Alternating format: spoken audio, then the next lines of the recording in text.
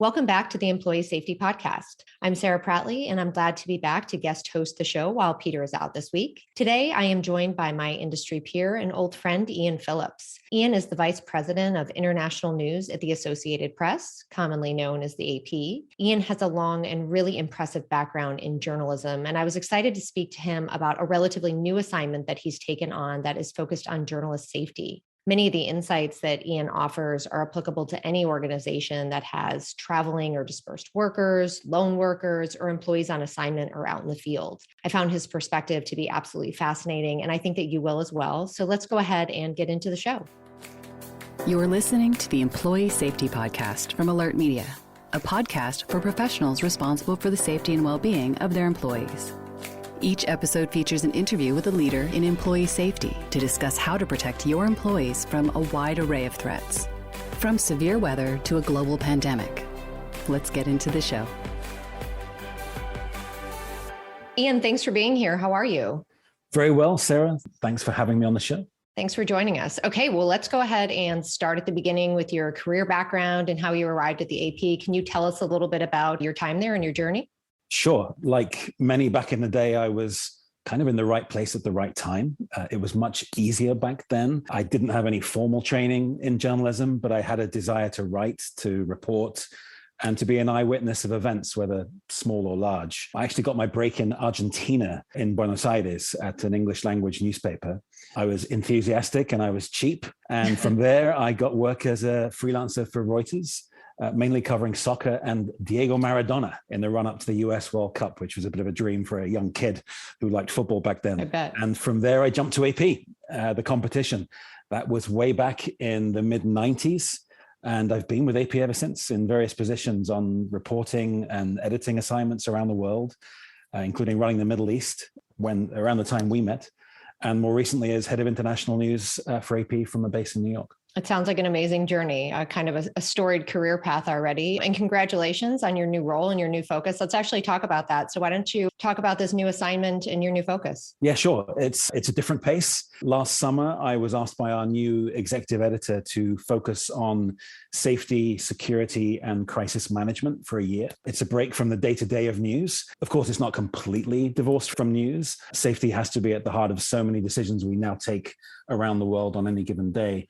But it's given me a great opportunity to get out of the fast lane, one you're very familiar with from your time at CNN, and focus more strategically on what AP currently has and where we need to be in terms of physical security of teams, defending people against online harassment, which is a growing danger, and also preparing for crises such as arrests, injury, or even death. Well, it sounds like the AP is definitely doubling down in this area. What would you say are the circumstances surrounding this new assignment? What are journalists experiencing that led the AP to really focus more heavily in this area? I think the world is genuinely getting more and more dangerous. When I was in the Middle East, that seemed to be the epicenter of pretty much all the threats we faced as journalists. And we lived through tragedies in Afghanistan and in Gaza. And of course, the Middle East remains very volatile, but risk is now spread pretty much across the entire globe, including here in the US. It can take many forms. An anti-COVID vaccine rally can be a very dangerous place to be, especially if you're a young journalist who doesn't have hostile environment training. There are coups happening in so many places around the world. And as news agency journalists, we're kind of like the first responders. We need to be there to witness these events. And this can come with a lot of danger. Then there's also the issue of online harassment. When I took on this project, I admit I wasn't quite aware how much of my time that would take up. It's time really well spent, but it is just growing and growing in terms of the severity. There are people out there who are not only willing to abuse you online, but some actually stalk you and find you or threaten your families. We need to prep our people for that sort of scenario before and after a story is published. You know, PTSD, post-traumatic stress disorder, used to be associated with frontline journalists in war zones, but even that is something we're now seeing around the world in mainstream Western countries where you wouldn't normally have associated with it. You know, it can apply to editors and producers who are dealing with nasty content, but it can also involve people who are just facing this relentless trend of stalking or harassment. Yeah, it's definitely a much more polarizing environment. There's a lot that's changed out there. Let's definitely talk about the evolution of journalist safety. You just mentioned a number of circumstances that are currently ongoing. You've, of course, spent many years as a journalist and as a leader in the field. How would you say everything has evolved throughout your years in the industry? Well, you said the word polarization, and I think that is really key. I do think there is increasing anger. There is increasing polarization. Some years ago, you'd write a story. I mean, okay, this was a different era. You'd write a story and you would hope it would get published in a newspaper, and that was pretty much it. You'd look forward to a clipping and you'd be proud when you saw it. Now things are published instantaneously and the reaction online is severe.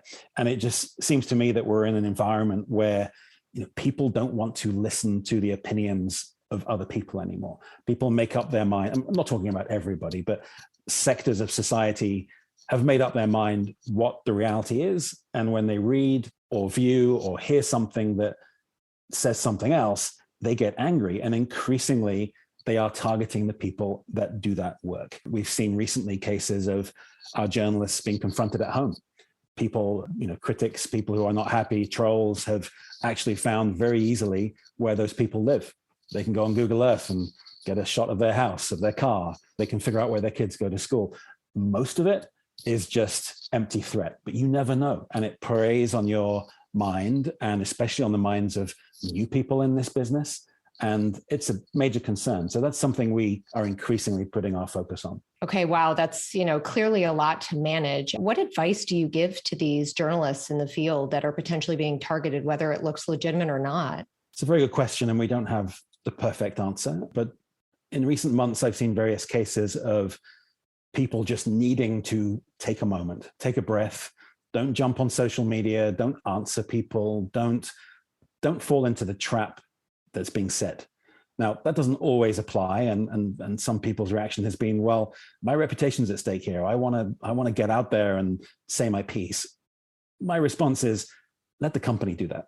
You have a company that has your back. At AP, we take this seriously, and if necessary, we might come out with a statement, or we might put our commentary out on social media. But a lot of the time, if you just take a break, put your phone down, just get off social media, don't respond, sometimes these guys go away. Not always. We've had cases of online harassment turning into phone calls and threats. And sometimes we've got law enforcement involved. But often it's just walk away, and let's hope these people don't get what they're looking for and move on. Yeah, you're right. Taking a pause can certainly help a lot in these situations, and having the company's support is obviously huge for journalists, but just kind of for all companies writ large. So let's go ahead and dive into, how you guys are solving for some of these safety and security challenges. When you jumped into this role, where did you start? Well, there are many facets to it. You can and you must, of course, do risk analysis for assignments in hotspots. We've always done that, but that field is evolving as well. So I think the first challenge for me was to take a look at how we assess risk when we go into hotspots. This takes the shape of a Q&A traditionally. You look at issues like, do you have the right protective equipment? What are your options in terms of evacuation or for other emergency situations? What routes will you be taking? Is there any research we can do on your behalf to look at what risk that might entail, what sort of danger there might be for you when you're in that situation? That's pretty much due diligence, but in my new role, I'm looking to expand on that as well. It's not just a question about location anymore. Traditionally, we've thought of risk as the places you go to. These days, risk is also individual, who you are, and that can have many dimensions too. It could be your gender, it could be your sexual orientation, it could be your religious beliefs, so many individual components that perhaps weren't considered in the past. We look at the makeup of teams. Do we have the right level of experience? Maybe there's somebody who has less experience. So team them up with someone that really knows the lay of the land, and you can get a good chemistry in that team. It almost sounds overwhelming when you have to consider all of the risk. And a lot of it is building on practices that news organizations like AP, or in your case, in the past, CNN have always had. But this is very much an evolving field. You have to also plan for what could happen in other situations. One piece of work I'm doing with a colleague at the AP is to do crisis preparation in terms of and getting a network of diplomats and influencers that could help in a bad situation. We've had arrests in Myanmar, in Sudan, in China, currently in Ethiopia, all in the space of the last year or so. And there's nothing worse than getting that news and thinking, where do I start? Who do I call? We're trying now to prepare for those situations by building up a team of diplomats, maybe people with economic leverage or lobbyists, people that can get to the person who can influence a decision and maybe get that person out of what is an arbitrary arrest. Most often it's somebody who's just doing their job. They haven't done anything wrong. They haven't broken any national laws, but they've just got swept up, or they've been pulled in by a junior policeman. They've been thrown into the prison network and suddenly they vanish. And in situations like that, you need all the help you can possibly get. So preparation is key on so many fronts. Well, you said it. It's definitely complex. There's a lot of different complexities to it. But yeah, preparation seems to be at the core of every organization handling different strategies and issues here. I think it's pretty well recognized the media space can be quite competitive. But of course, safety feels like something that's very universal and a universal concern. Are you communicating and partnering with any other media outlets? Do you talk to industry peers to try and problem solve? We really do. And that to me has been one of the greatest positives in this field. It's been a surprise. You'll be very familiar with that sort of competitive edge we all have. Everybody wants to break news. Everybody wants to be first. And, we really do compete to the point where, we measure our performance by, did you win by seconds or minutes? And yet in safety and security, there literally is no competition. So there's been wonderful collaboration in this space with some of our biggest competitors. When something has gone wrong for us, you automatically get emails of support. What can we do? We've been in this situation. How can we help? And it's not just platitude. It really is genuine. And we've done the same for others in those situations. We've all been there. And it's a very lonely experience when something goes wrong and it's on your shoulders to fix. And you think, where do I start? So there's conversations going on organically between people that know each other and organizations, but there are also networks. I recently joined the board of INSEE, the International News Safety Institute, which is really refreshing. It's exactly what you have described there. It's all major news organizations who are permanently swapping intel. In the case of Kazakhstan this week, who's in? Which route did you take? Are you okay operating there without credentials? Is there a way of getting credentials? Do you have problems taking in PPE, protective equipment? Do you have problems taking in sat phones? And people are so eager to share that you get really critical information in real time, and that is priceless. Wow. It's great to hear that there's such a collective partnership there across the board with all the different organizations across the industry. It obviously is very high stakes. We've talked a lot about physical safety, and of course, that's hugely important across all portfolios. But mental health seems to be something that's creeping into a lot of our conversations, a huge topic, of course, with the pandemic over recent years, but due to a lot of different variables going on in different environments. What is the AP doing when it comes to mental health and journalists, both as you prepare for potentially difficult situations, but also on the back end when somebody has experienced something? Well, in about 7 hours' time, I'm doing the first of 6 training sessions with Asia in mind on online harassment. We've teamed up with PEN America, a group that's done a lot of work in this field. And we're teaching people about scenarios, how to defend yourself, what to do, what not to do, and sharing experiences. There's going to be 2 sets of 3 courses, very thorough, very intense, some real life scenarios, just so that people understand, it might not be happening to them right now in their specific country, but it probably is coming their way. I find that it's mostly happening in the US because of the polarization that we've discussed and because of the widespread use of social media. But we're seeing it a lot in places like China, in the Gulf. I was talking yesterday to one of our migration reporters in Europe who said pretty much anytime she publishes a story about migration in Europe, she gets a lot of abuse from people very far away on the other side of the world, sometimes in the United States, who have no stake in that story, but because she is saying something that is different to their beliefs, then it's provoking this anger. So, we're going through examples to say, this is what you should do, and, be prepared for it. And by preparation, I mean things like digital hygiene. It's very easy, like I was saying earlier, to find out where people live, their phone numbers.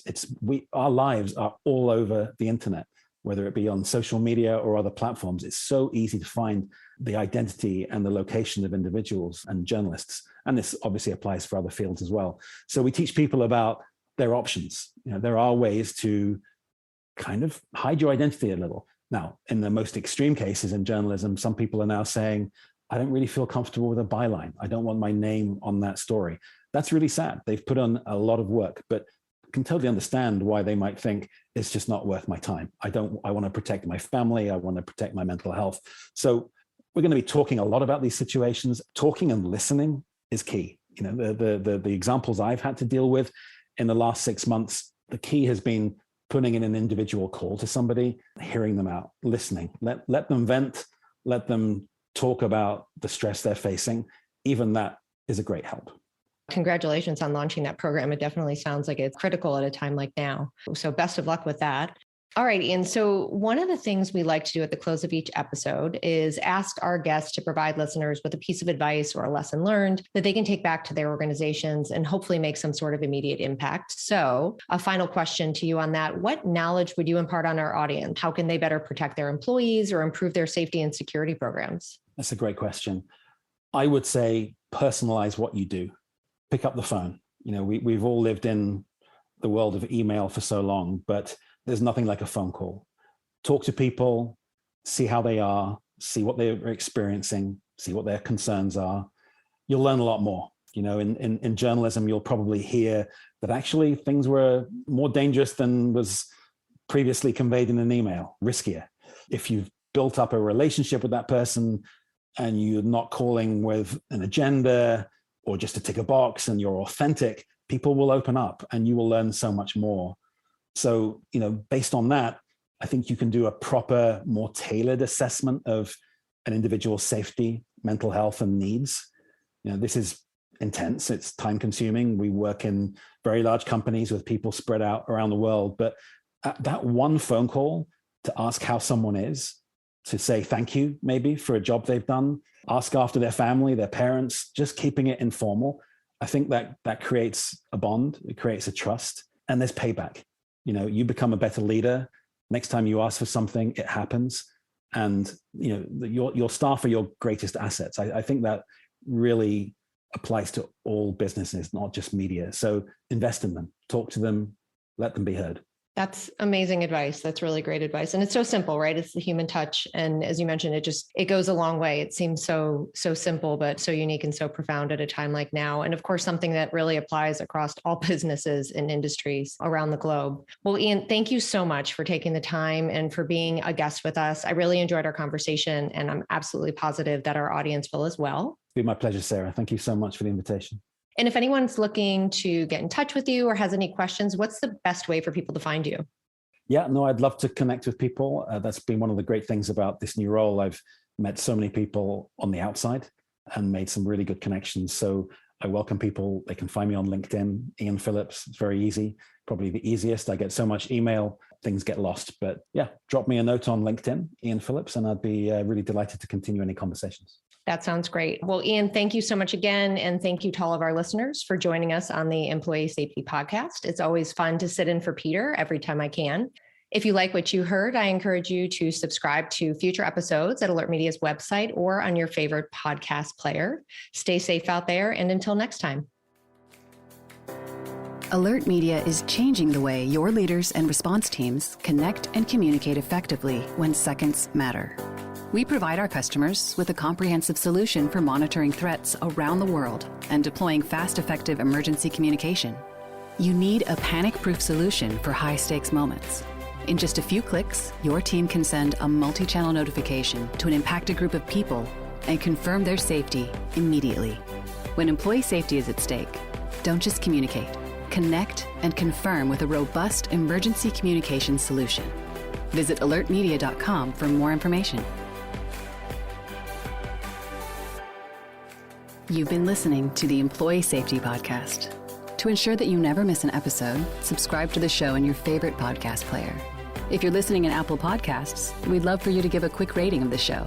Just tap the number of stars you think the podcast deserves. Thank you so much for listening. Until next time.